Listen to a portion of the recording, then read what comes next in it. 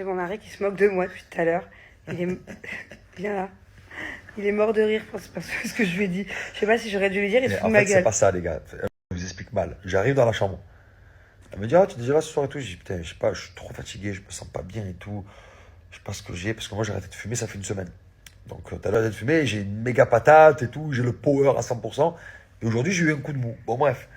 Et elle me dit, putain, vraiment, écoute, je suis allé au docteur et tout. Tu m'as dit quoi, je suis allé au docteur. Et elle m'a dit, la meuf, elle m'a dit, donc elle lui a mis le gel.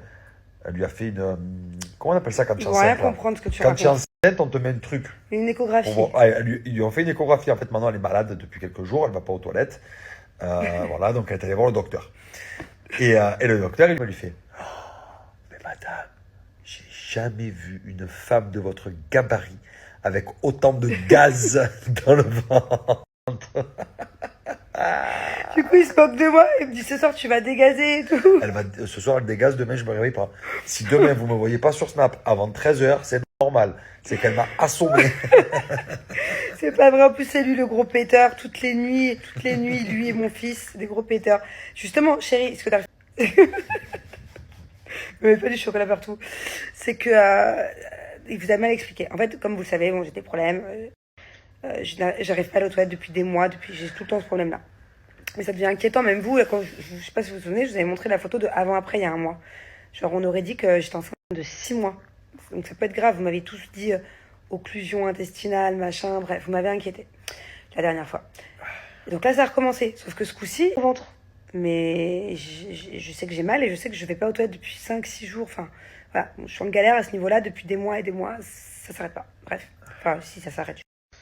Et donc, je me dis, allez, je vais quand même voir un spécialiste, c'est pas normal. Et en fait, c'est pas bon de prendre des Ducolax, des trucs comme ça. C'est pas bon, en fait, ça abîme l'intestin. C'est bien quand une fois, t'as une constipation, mais quand c'est tout le temps, c'est pas bon. Bref. Et d'ailleurs, je vous le dis aussi pour vous, parce qu'il y avait beaucoup de femmes dans mon cas, apparemment, quand on vieillit. Donc, prenez pas trop des cachets pour aller aux toilettes, c'est pas bon. Faut prendre un traitement de fond. Bref, je vais voir le docteur, il m'inquiète un peu, il me pose des questions un peu inquiétantes et tout. Il me fait l'analyse sanguine, on fait prise de sang, et après il me dit qu'il faut aller faire une échographie rapide. Donc elle me met le truc des femmes enceintes avec le gel. Et moi je suis très inquiète, je regarde le truc, je comprends rien. Et je vois que d'un seul coup elle fait une tête de ouf. Genre vraiment la meuf, elle est décomposée. Et je me dis ça y est, putain, elle va me dire un truc de fou, j'allais pleurer. Et là elle me dit, madame, de votre gabarit, de votre taille, je n'ai jamais vu autant de gaz à l'intérieur d'un ventre. Et ouais, le problème bébé c'est que c'est dans mon ventre, c'est justement que ça sort pas en fait. J'ai beaucoup de gaz. Je suis même pas gonflée, donc je sais même pas où il se cache, tout ce gaz dans mon corps. Et je sais pas c'est dû à quoi, mais en fait, quand j'ai vu sa tête, je me suis grave inquiétée. Donc voilà, c'était drôle quand je l'ai raconté à mon mari, mais au final, c'est pas drôle. Et j'attends d'avoir les résultats de la prise de sang et tout. Et je vais retourner à la prochaine. Bon, je réponds un peu à vos messages, du coup. Ça, je comprends pas pourquoi on me dit tout le temps ça.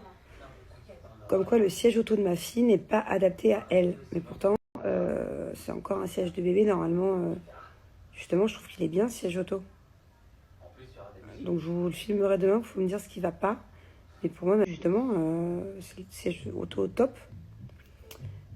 Donc dites-moi ce qui va pas dans le siège auto. Et sinon, conseillez-moi, c'est quoi le meilleur siège auto genre pour être en totale sécurité.